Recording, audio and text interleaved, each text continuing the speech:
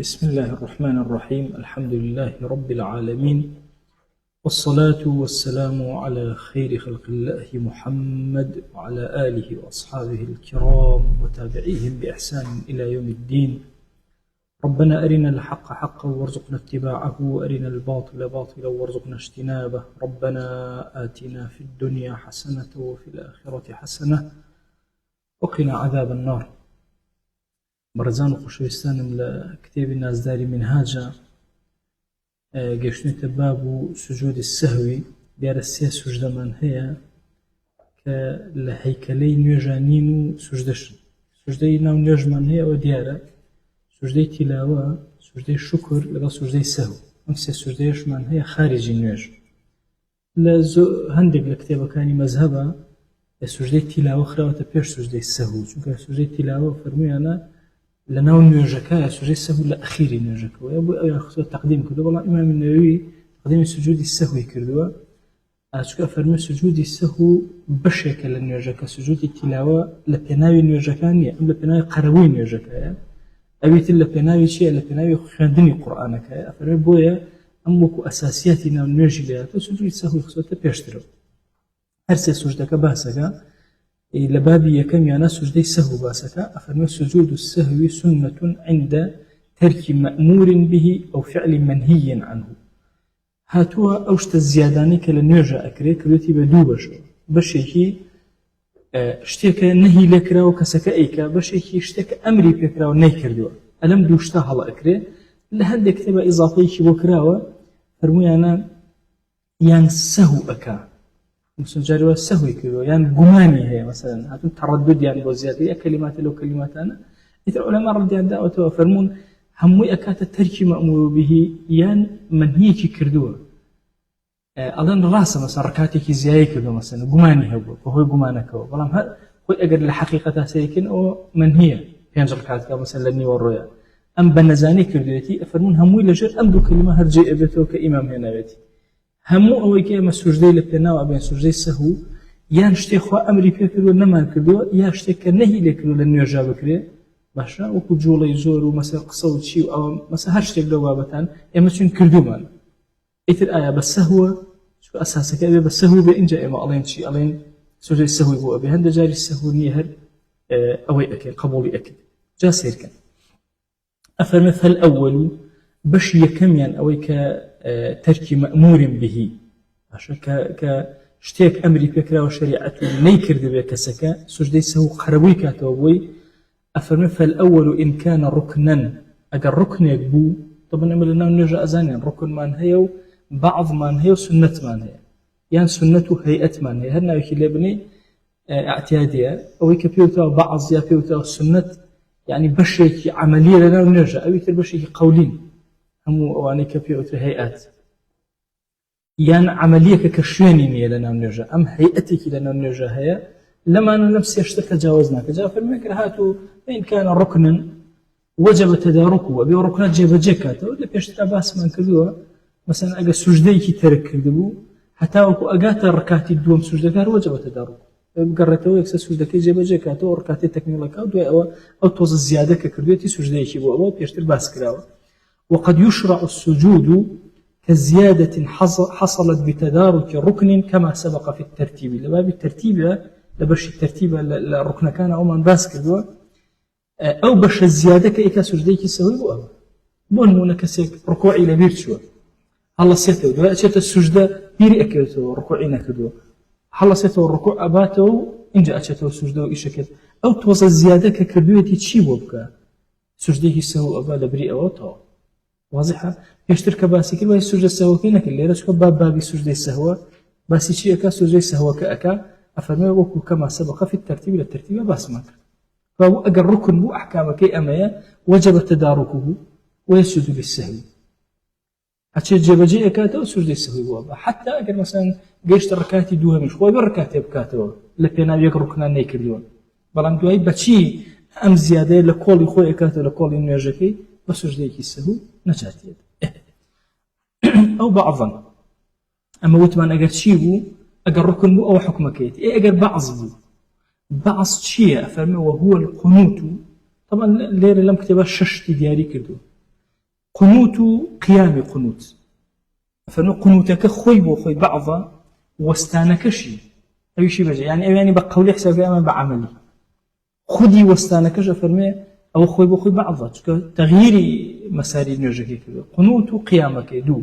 تشهدي يكم لكن قعودك دانشنك يجدو أو تشوار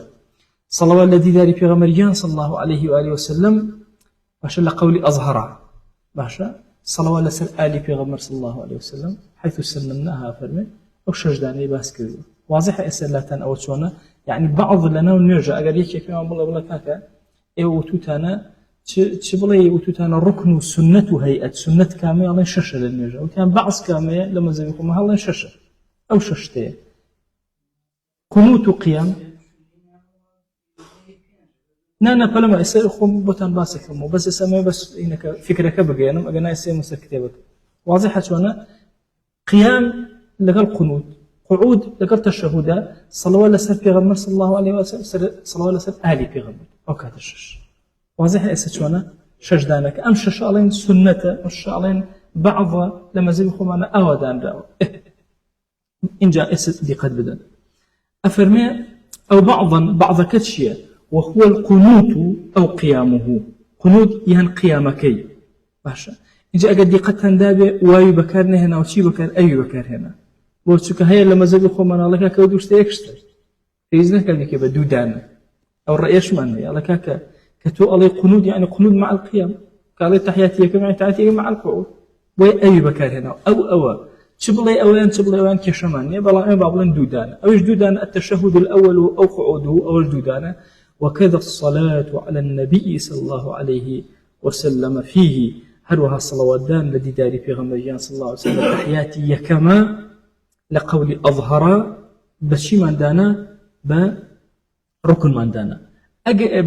بعض من دانا عفوا باش أم بعضنا أجن من كرتشي سجدا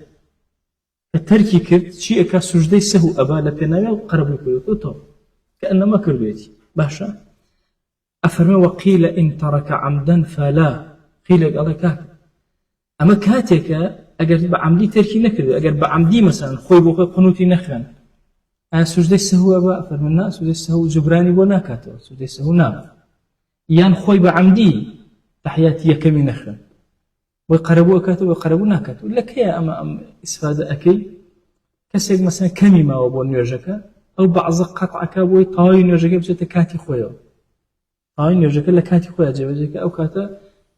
هنا تركك مثلا تحياتي يكمي ما بلان تركت كتحياتي يكمي تركت آية سجدي يسهو أبا نخي سجدي يسهو نابت شكل لسرا وقيلة شو عمدا بلان أظهرك شوانا سجدي يسهو يهربو أبا بعمدا يجبت قلت أوشش من دانية وكذا الصلاة على الآلي حيث سنناها والله أعلم هروها الصلوات الذي داري في غمريان آلي في غمريان صلى الله عليه وسلم بيشترك وتوما السنة الصلوات الذي داري آلي في غمريان صلى الله عليه وسلم ما دام وما نوتوا وتوما نكاكا الصلوات لسري السنة أكاتت شيخات بعض ششم أو ششمك أو هيك أقصي فرما قلت وكأكاتت ششم لم أغني وأنا بالتفصيل باسكرا وقال وستان أتوانا بقرر وسري أو طوا مشتيكي ترمان معه هيئات مان معه يعني بعامتي خالق في الله السنة لما زيغم أنا هيئات مثلا سبحان ربي الأعلى سبحان ربي العظيم الله أكبر كان بين كان غير الله أكبر التحرم شيء أي أمانة شيء يمكن أفرمي ولا تجبر سائر السنن طوابي سنة كانتر باشا جبرينية باشا بركدنا وين بس سجدي السهو قابو كسي سبحان ربي الأعلى لبير شو سبحان ربي العظيم وسمع الله لمن أحمده نخرن الله أكبر كان نخرن أمانة قربوينية سجدي السهو نابات واضحة سهر سيكي باسكت ركنك باسكت بعضك شي باسكت باشا سائر سنة شي باسكت أما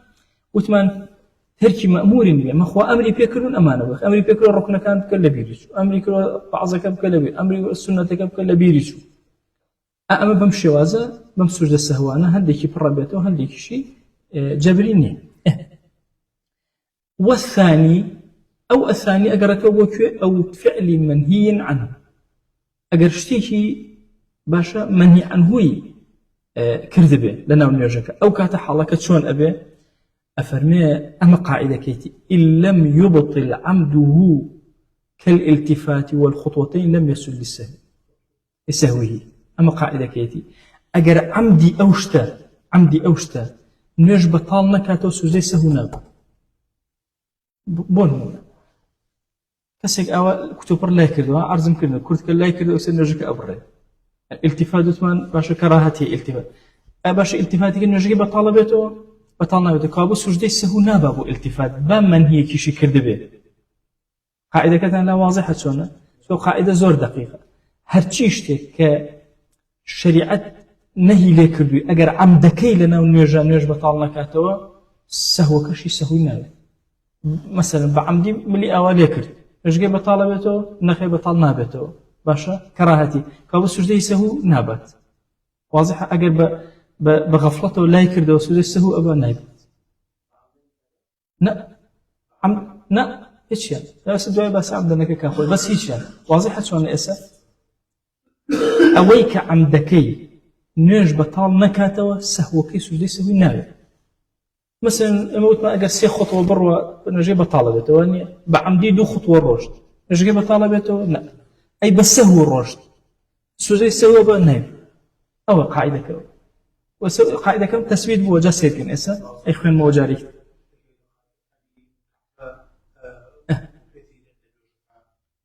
بەس کورد مەنای چکان بڕۆ ئەمەوێت تاویکەم مەنهەجەکەم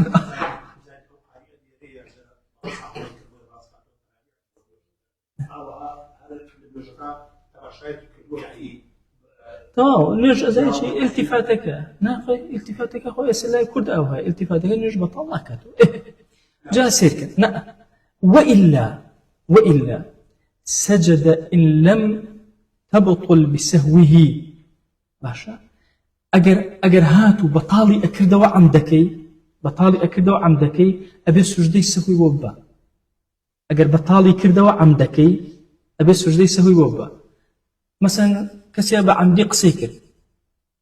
وتمان کە 3 حرفە دەرێتەوە نوێژە بەتاڵ بووە وانییە 2 حرف لە ئینەکە کەوتە سەرەی سێهەم یەکسەر بەتاڵ بۆتەوە نوێژەکەی بە عەمدی. باشە کەوابوو ئەگەر یەکێک قسە بکە کەلیمەیەک بڵێ نوێژەکەی بەتاڵ بووە کابێ سوژدەی سەهو بەرێ لێ کاتە سوژدەی سەهو نابە. ئەگەر هاتو سەهوەکەی نوێژی بەتاڵ ئەکردەوە چکە ئێمە وتمان کەلامی قەلیل نوێژ بەتاڵ ناکاتەوە وانییە ئەگەر بە سەهو بوو ئەی کەلامی طەویل با سەهوش بێ نوێژەکە بەتاڵ ئەکاتەوە کابێ سوژدەی سەهو نابە. دا دقت بن أسأل قاعدة أفرمي وإلا سجد إن لم تبطل بسهوه أجر سهوكي نرجك بطل نكاتو يموتون كلامي قليل بعمدي نرج بطل كاتو بس سهو كلامي قليل بطل نكاتو كلامي الطويل وتمان بطل كاتو واضحة أجر كسي كلامي زور قصي زوري كلنا نرجك بطل بو سوجي سهو نابا بو سوجي سهو نابا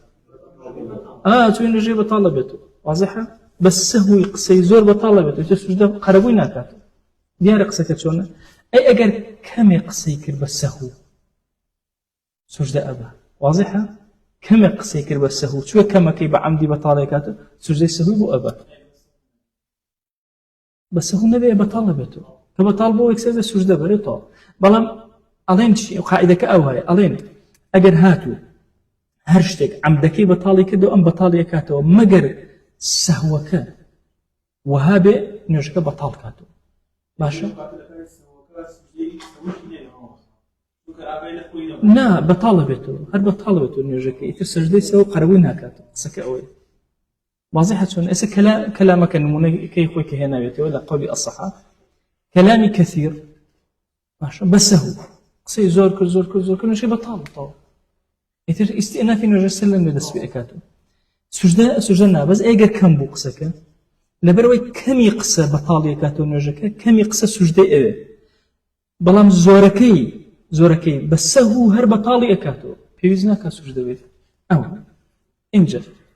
قاعدة كهش تامويتي أفرمي وتطويل الركن القصير يبطل عمده في الأصحي الأصحي مذهب خمانك الصحيحة أجر ركنك قصير مثلا قيامي اعتدال بلين لدواء الركوع أما هنا قصيرة يعني سجدة جلسة استراحة قصيرة أم دريجي كردوا بعمدي هالدريجي كردوا باشا هو ركن كرتي أو كردوا أبيت شبكة نرجع بطال أكاتو لقول أصحاب فيسجد لسهوه أجر سهوي تياكر الصاير سمع الله لمن حمد ربنا أركع خيال الرشد أقول لك وينما هروسا نرجع بطال بيته بطالنا بيته واضحة تطويلك لعمدك بطالبته لسهوك بطالنا كابوت شيء سجد السهو باتو نرجع وطنا يبرد نرجع ديار قاعدة جوي وتطويل الركن القصير أهم فالاعتدال قصير وكذا الجلوس بين السجدتين في الأصح يشر قصير ناب دريجكاته أجر أماني دريج كردوا بس هو سجدي سهو أبو نجاتي أبي أمانهم منهياته أي كادوا سجدي سهو قروية كاد مسألة كثيرة أرى ومسألة نقل ركني قولي سنن قولي زور لنا نرجع ركني قولي فاتحة ركني قولية تحيات أخير ركني قولي نقلي يشير لم ركن قولي أنا يكل بوشينتر بهم للركوع فاتحة يخن يعني للسجدة فاتحة يخن لبري سبحان ربي الأعلى مثلا واضحة لجاري فاتحة تحيات عينا مثلا ركن كان يعني باشا لنا تحيات فاتحة بعكس يعني مثلا للركوع تحيات هرش تقلب مهم أو دور ركن نقل لشوين يخوان بوشوين يكتر أفرمي وتطويل الركن ولو نقل ركنا قوليا كفاتحة في ركوع أو تشهد نقل كالفاتحة للركوع آخرين دي أو تشهد يعني ركن قولي كوكوشي وكو تشهد وكو التحيات أو يشي نقل كرد يعني فاتحة كي اللي بيخن هر أبي أو تعبير أواشي للبيتو أفرمي لم تبطل بعمده في الأصح الأصحي مذهبي خومان أجر كسيك أمي بعمدي كن نرجع بطلنا بيت شو هيئتي نرجع تيجنا داو ركنك نقل كذا بوشوي نكتر بلام شتيكي نوت وخارجي نيجبه كلمات أنا كان هذه نيجب باشا أو كاتشيبك أفرمي ويسجد لسهوه في الأصحي لق أصحى ما دام وهاي سجد بسهوه في أبا وعلى هذا يسأو قاعدة أما أخير ديارة أما أخير ركني قولي أجل نقلب لشوين بوشوين يكتر بعمديش كردي هرب طالنا بيت نعم ديك أنا سهوكي سجدي بو أبا يا سجدي بونا دواي باسي أو أكم بتفصيل زانو أجر خوي باسي نكر باسي نشك أم سجدي السهوة هي عمد النية ملاحظة أما كان سجدي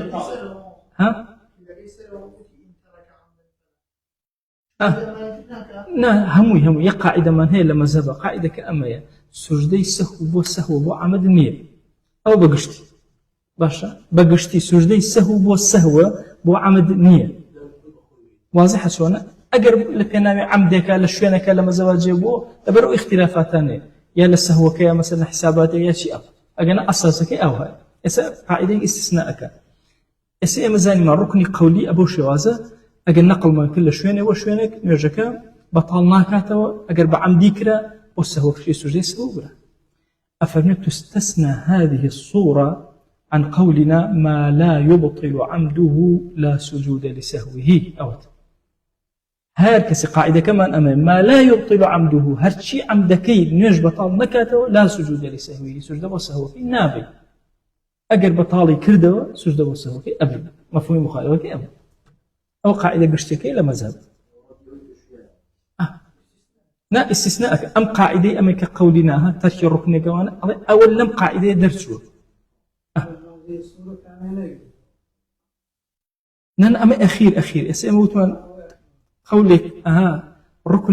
ركن قولي نقل كرت باشا لم تبطل بعمده أجد بعمدي كذي بطال نابته باشا في الأصحي ويسجد لسهوه في الأصحي لا أصح سجد سهوي بو أبا لا صحيح سجد سهوي بو النابا أفرمي وعلى هذا وفي أما تستثنى هذه الصورة أم صورة أخير لجير أم قصوت ما لا يبطل عمده لا سجود لسهوه إيوا عمده بطالي ناكاتو أبي سجد بو نبي كشي أفرمي يسجد سجد بو أبي أبو يسجد بو نبي دي بو أبي أو لقاعدة كي مسودر يك صورة شودر وباسك أو مسألته أشياء سر اشتي كتير آية كسيك تحياتي يكم كبعضة كسنة بابا لبيري شو هالصايو لبيري شو هالصايو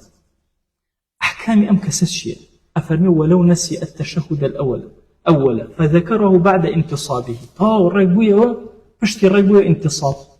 باشا إنجا بيري كوتو والله تعيين من نبلو تحياتي نبلو دور كان لمسكو تابي خلقا من كاورك سبحان الله وانت عزتها صايبته شو إمام قرنقا بشتي الرقبوية ما قريته باشا لم يعد له فإن عاد عالما بتحريمه بطلت أجر بقرته بويته بجزاني أما حرام أم قرانو نجي بطلبته بجزاني كحرام بو قيام ركنه وانيا أم جلسة السنة لا ركنك كالتباسك دو نايتو وشي والسنة هذا الروج ما دام بشتي الركض النبي بقرته للتحياتية كما أجر قرايو أشي زاني كأما حراما نجي هل بكامل بطلبته بمشيته أول أو ناسيا فلا بلام هالصايا وقالكوت سبحان الله مش بيري نقول لو كاتا دانشتو نجي بطلنا بيتو قينك ملاحظة أوك ناسيا لو كاتا لبيري شوتوا كحرامة لبيري شوتوا مثلا لو سواب زاني تحياتي أخيرة مثلا أقرأتوا مشكلة واضحة شون أو من ببير من لهولير فقه ونكشيش أو دروز ويش لو ما وصلنا معلمي زور دورة دانشتو كدانشتو دواي وتنرجع كما بطل وكدام بقالوا أنا دواي الشيخ عبد الله برحمة بي أخوة فرمي لو دانشتيتو لو تي والله وهم ظاهر كاتير أخيرة وتدقين على رجع درس أول سنة أول ما دام نيزانيو أهم مسألة لو كاتا بيري بو حرام وهاد دانشتو نجيب طالب بيري نبو دانشتو وكتوبر تاتي خلشي أمر خومان ما شاء الله راقم ولا خوماني دانشتو مثلا الله كبر بيان وتوتان ياوت اللهيني مرور إشارتي مرور والله إشارة هر نبيني في الكشت هر نبيني أتيك بس كبر أتيادي دانشتو تو بيريني لو كاتا ناسيا فلا باش أي شيبكا ويسجد لسه سجد يوسه وبعد توقتايف ديار إساتشونا كابو أجر بشتي ركدوا أما حالتك أول بشتي ركدوا ناقرته أفرمي أو جاهلا أو يعني بتحريمك يا موسى أو جاهلا نيزاني حرام هذا علمي بينه أو بابا ينخرندو مثلا هل صايو يكم زيتي بيرجن جيكا أو يعني سبحان الله اللي تيجي دانشت أو كاتا أفرمي فكذا في الأصح هروهان يرجك بطل نابته أو فكذا باش أقرته وجاهلا كان عشان لقولي أظهر أيش عينا هنابي طبعا وكذا أجد هناك ناسينك يعني طائش فلا يسجد بالسهو يعني فكذا لا يسجد في الأصح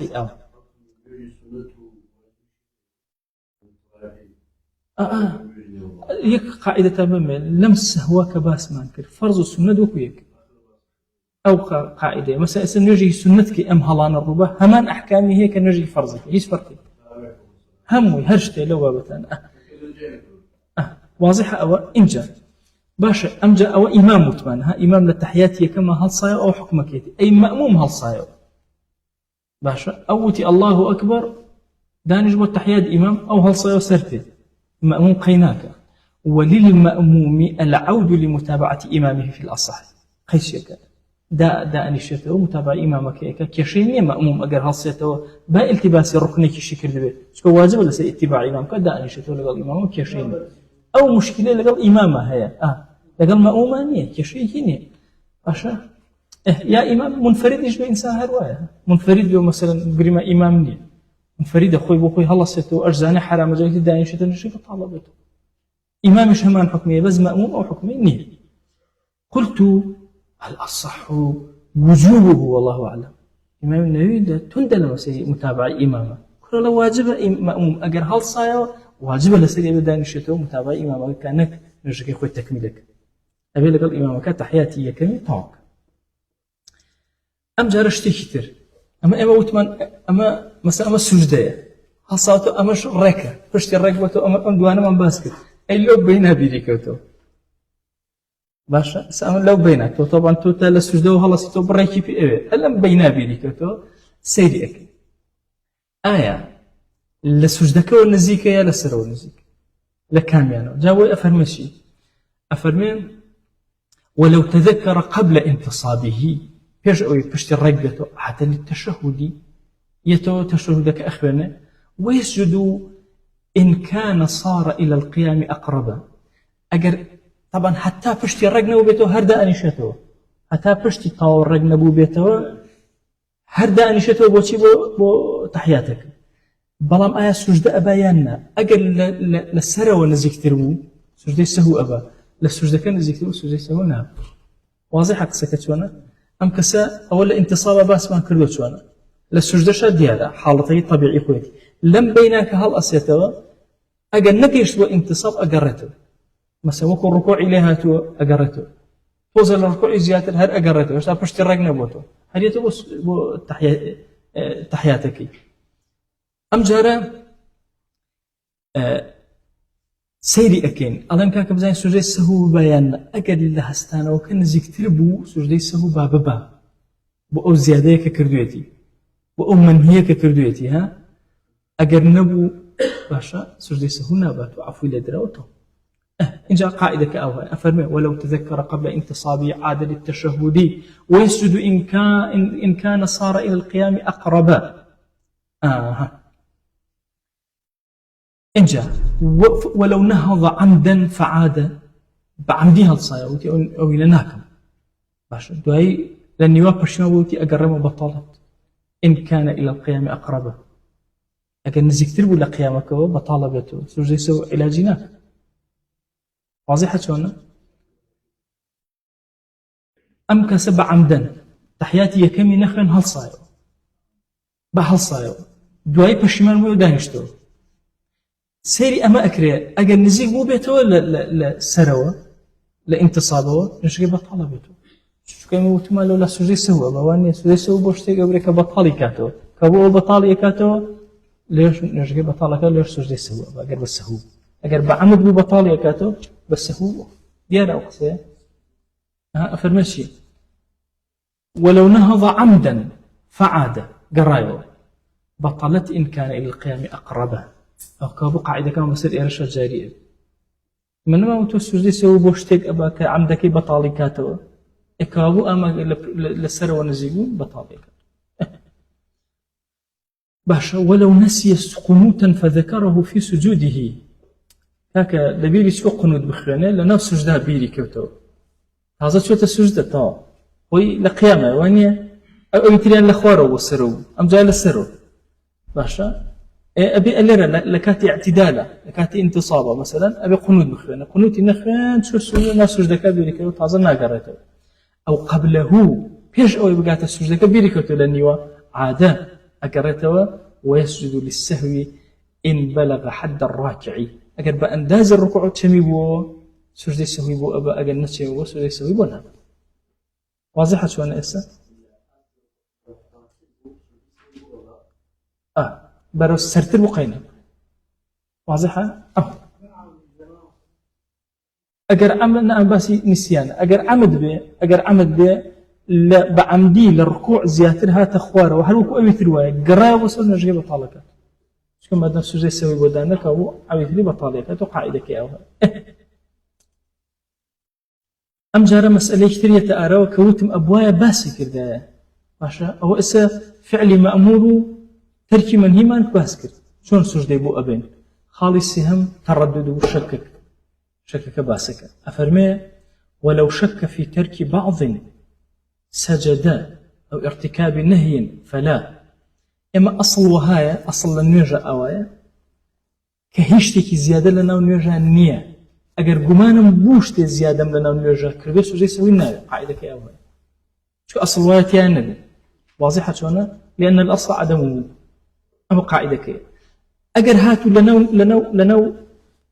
باولا نيجة كا جمانا بدرس بنا بعضك والله تحياتي كم خين يا نخين ها بعضة شو الركنية بعضة باشا قنوت مخين يا نمخين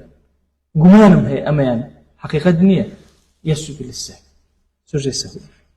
ديارة قصة شونا شو كما الشك مسألة شك طبعا لسطا بانجايا سطا بانجا نازاني آية تحياتي كم يخلو يا نيخان دو أشيشي كسجد السهو أبا بلام أي أجر قماني وهابو وتي بخوا وابزان قسم كرت بون مونة مثلا آية سجدة السهو أبا نايب الأصل عدم أو لأن الأصل عدم مو قاعدة كأو ما بشي ندوء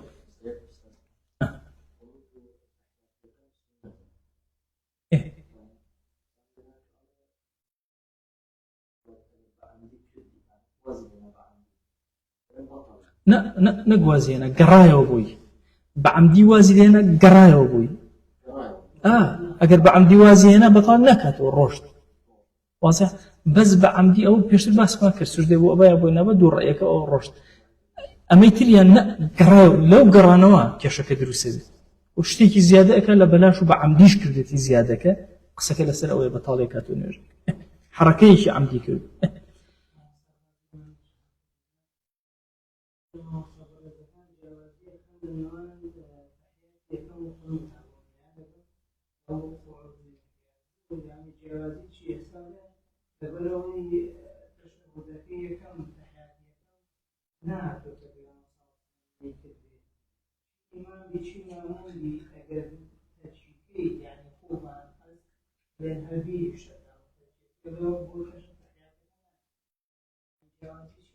زي لما زال يخوم أنا أو دوشت وكوية حيث فرقين دواي سيري أدلة أكي طبعا اختلاف طبعا اختلاف لكوا بوشي مثلا تسير كي لست حياتي كم يك اختلاف نية ويكذباس ناكا بلام لسر مسألة تثبيتي قنوتك اختلاف مزري ويا قناعتي بيني وقنوتك بيني بويا اللواء مثلا أمره أجد تخفيفاتك أبيني لما وصايك آين يشتغل وأنا لسر أولا واضحة شوي اختلافيتها مش شوفوشي لي أكين أجنا أصلي مذهب أو دوشت أو كويك واضحة أجنا هيج كتابي في مذهبي خوما نية بلا ولا كاك قنوت خيناك مثلا أجنا وخين خيناك يعني فرقي هي لقلنا حياة بشتيك أحكامي وكنت حياتي كم أوها بس أمان متفقة لبيني هم علماء هم مذاهب أو مختلفوا فيه أو كم مختلفوا فيه ممكن مثلا فأشيت مزجوتك مثلا ونايخ أشيت ودوت باسك حنفي وشافعي ومثلا لفشتيك ونيرجان كتشيرو أداتو عند جاتو اقتداء كيف كسيشي حنفية أتولي وملا أنتو يشيت شيتولي أوكي وما يشغل التيج نسي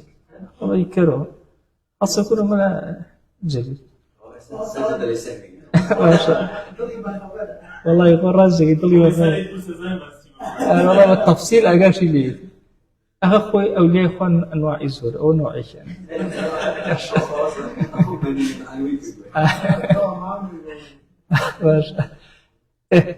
واضح أساس ونبرهن أو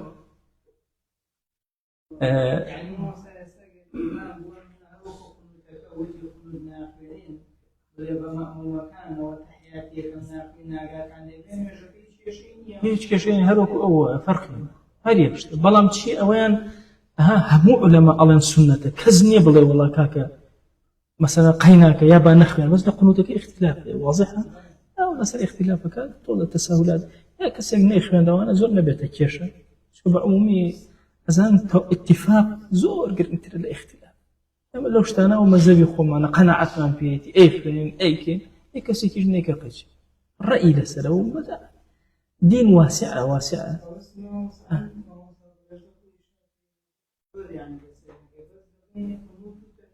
فرقك آخر فرقك أو يا أخوي أبي الشافعي فرقناك إذا بي زمنك أو هاي ومذاهب يتر هذا اتكالوا لمذاهب دروز بويتر زور كنترول ناكري ما قد دولة كينو سر دولة أو كات الدولة شو مذهبش تحديد كريتي خلق هم التزامي فيه احتمال دولتك حنفي به بلا كاك كسبين يقنوا دخلنا ناخذ بلا حريبي يخلون الشافعي به هم ناخذ أو كات أول شيء حنفي بيناتو عند يخلون أو هكذا ولو سهى والشك كاك تشوف سجدي السهو بري لنا سجدي السهو كا باش شكي بدرز على دوس تنبر على دهنيا كبر باش لنا السهو سهويتر باشا أفرمي شيء هل سجد للسهو جاي تسجد أباته أفرمي فليسجد بس سجد يكتجبرته باشا بوتك لا أم رأيي لمذهبان أم سجد السهو بوي إمام شخصية بيشوا ببعض لنيوج حسابك وخروج نكدو للنيوج هل لنا نيوج كيكاو باشە سوژدەیەکی تری بۆ ئەبێ ئەوە شتێکی تر اینجا یەنەوە سەر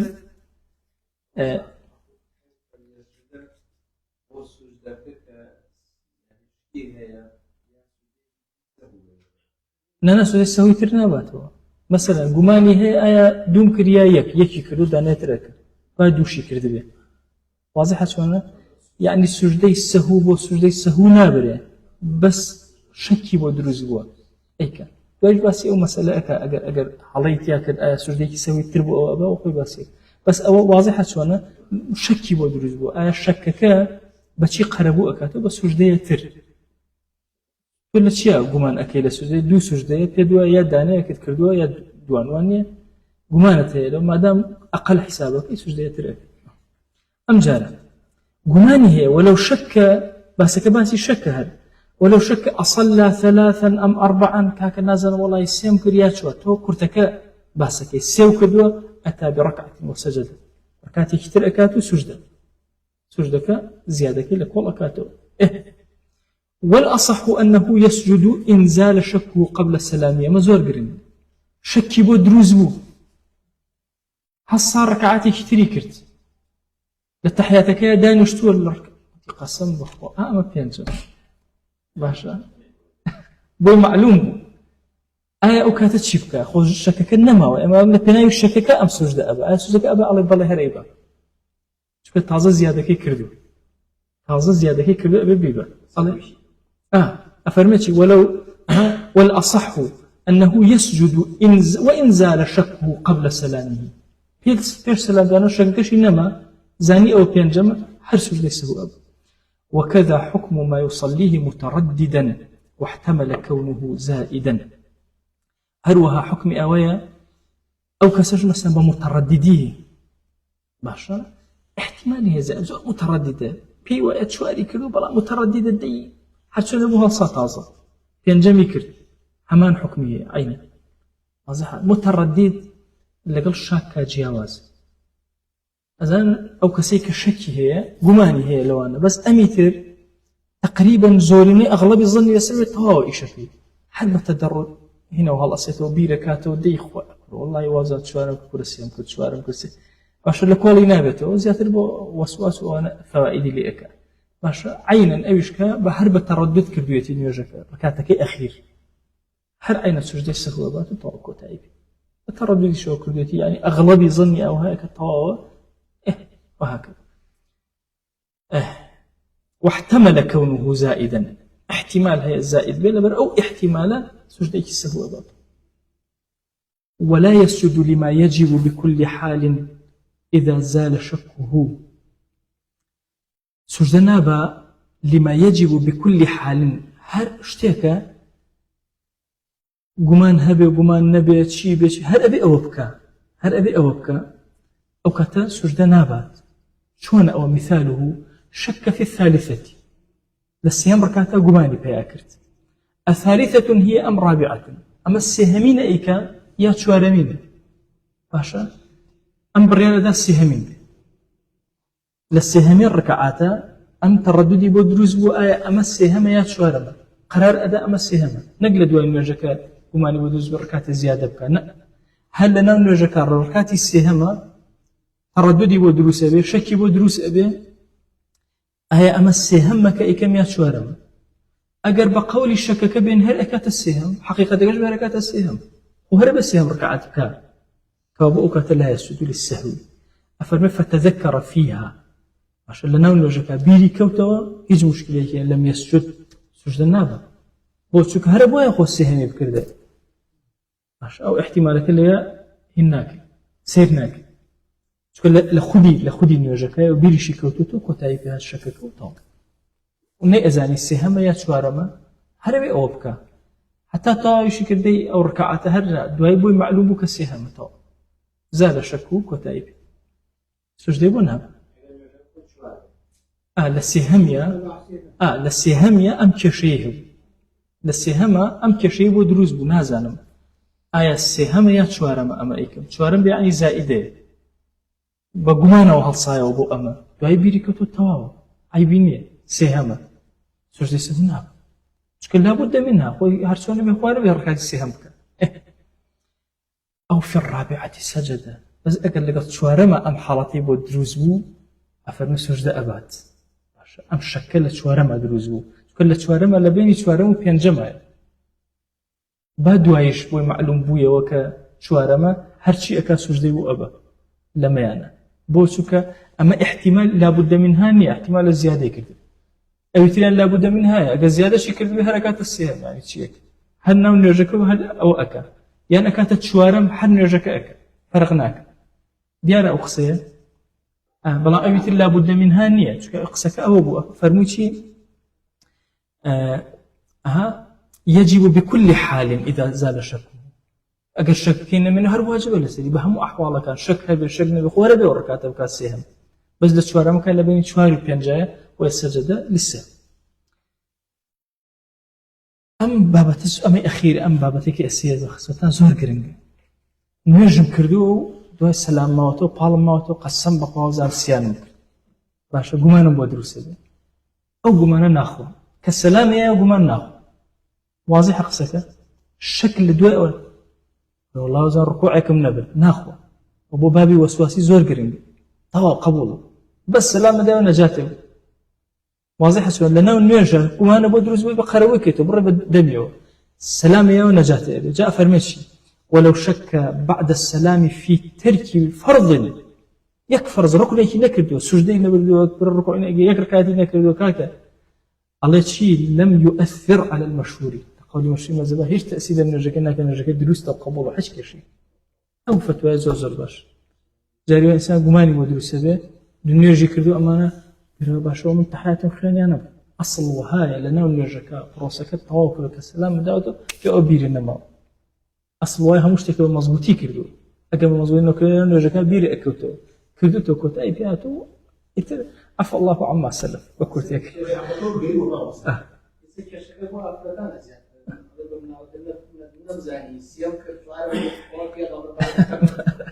خوي سلام يا والنجاة سلام الندى لنا لا بس لنا نرجع أو كش حتى أوي ذي اليدين ها في غمريان صلى الله عليه وسلم صحابان هاولان قسان لك ذي اليدين فرموي يكسر هالصابوت كي يقين خو أجر يقي حتى أفرمين للروايتك أفرمين بو برسي لها ولا كانت كوتي رقصيس أي كتواو بو بيقين كو بيقين إنجاز باش مثلا كسك يزور سيقوبيد باش وتي ولا سيانك قناعتك وقسكيتو أجي قناعتك وقسكينك صعوبة شيء من الله ولا سيوكر إيه قاطبك باش اعتبرناك واضحة سؤال بلا أو يتري شيء قولي تريش معناه لسلوك أبي بقرته سيء بس قولي مش نجاة معناه لا هو سواسي وأنا إنسان رزق عليه بزور باش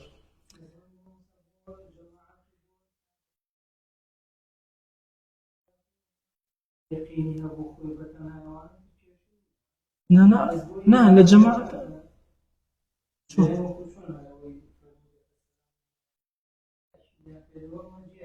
لا أجر تأكيدي كرده وحتى منفرد يجوه التأكيد زاني مثلا كسكية تو جيسي قيامة باشا يان مثلا يقيني بو بيابو بس الشك أكيد يقيني بو بيابو كركاديري بكاتو أنا شكي هو ناخو يقيني بو بيابو كركوعيش نبردو باشا طابيري كتو بمضبوطي إيه بكاتو وركعات أجر فصل زور نبو فصل زور باستئناف نرجع كاتو سلم بكاتو بيشترك بس كيو ما كله يك قصدي زور مهم هي أجر مأموم غلط يكر إمام غلط هل أجره فرمي وسهو حال قدوته يحمله إمامه باش أجر سهو كل كاتي قدوتي مثلا اقتداء كلوب إمامك وإمامك هل أجرته فلو ظن سلامه فسلم فبان خلافه سلم معه ولا سجود جاء أو طبعا أجر حال قدوته حتى لبشتي أم إمامه بهالله سيته وهاوت ما داء نشته وغلطي يكرشي إمام بيقرب وكات ما شاء الله حتى مثلا هل صايا وطوع هل صايا نيوي وقت أخوي ببير بموصى ملعب الله قشام رحمة بي أخوة يفهمك سيكويره الله أكبر والله أورك هل صايا وتي تحياتك نخرج وبيوا بطاو لو أو فاتحة خوي أو تي الله أكبر تسوى الركوع أم أو هالصوته هل الركوع أم وهل الركوع أم الله أكبر إنجازاني بقى تدارك كاتو إمام أو زيادة أنا هلا سجدي سووا نابا أبدا مأموم خوي وخوي سجدي سووا نابا يا رحمة يا أخي كنت الله أكبر كا وخلص بتايبتي هذا لما زي خو معنا الله أكبر كان دريجة كريتو ويأدرج كنا أوفى إيديه باش هم هي شو إنك النبي ذكرتي أنا بهم أو كسين لدوا أذانه أو هي كان يعني هي هستانة وكم ديارة أو خلاص يتوسع كسكيورة هي أو إمام نبي ندوره أكثر أذانه سوى باش مسألة كتير هلا نوع مسألة هي أجر مأموم يقول بشتي إمامك هو جوي للدنجي جوي زاني السلام سلام يايو وهي سيري كمان نشطانه وأشتونه نيوجك عشان لقال أو السلام أداته هو أو بينك السلام ياو اقتداء نما قدواتي نما أنا سوزي السهوة با أو يشر سوزي السهوة نما ماشي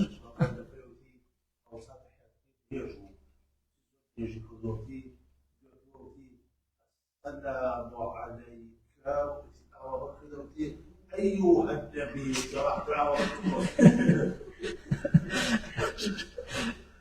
سلم معه ولا سجود السلام أداته لغا الإمام كاف بان خلافه